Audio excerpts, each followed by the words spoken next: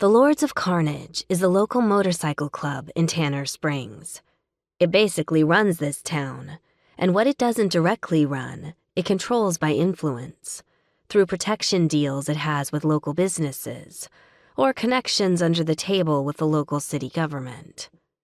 My father is the mayor of Tanner Springs, has been for years in fact, since I was a little girl.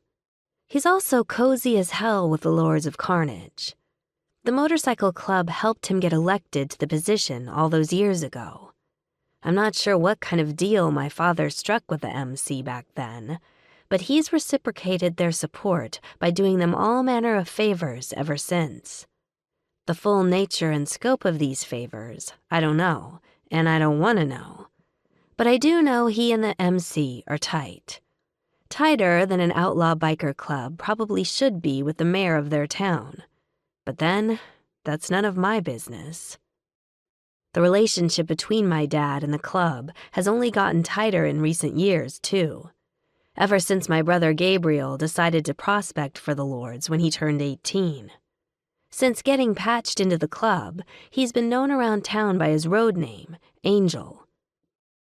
In the 6 years that he's been in the club, my brother has quickly risen up through their ranks, and now he's their vice president.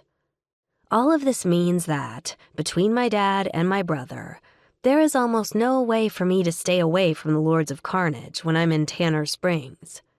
This tiny 2-bedroom apartment, where Noah and I will be staying for the foreseeable future, is in the top floor of a house right off Main Street.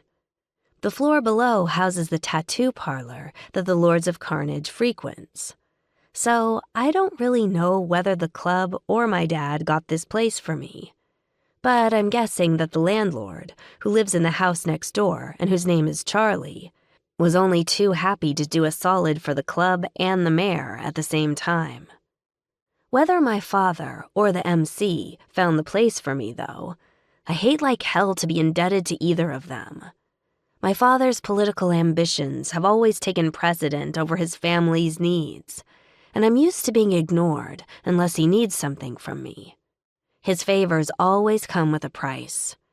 And as for the club, well, they've been a presence in my life almost from the moment I was born. They're pretty much inescapable.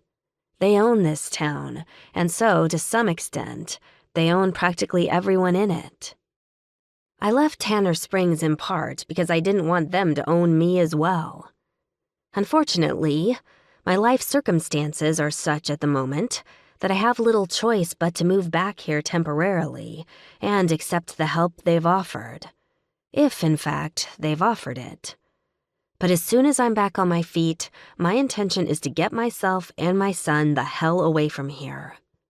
After this, I don't want to be in anyone's debt ever again.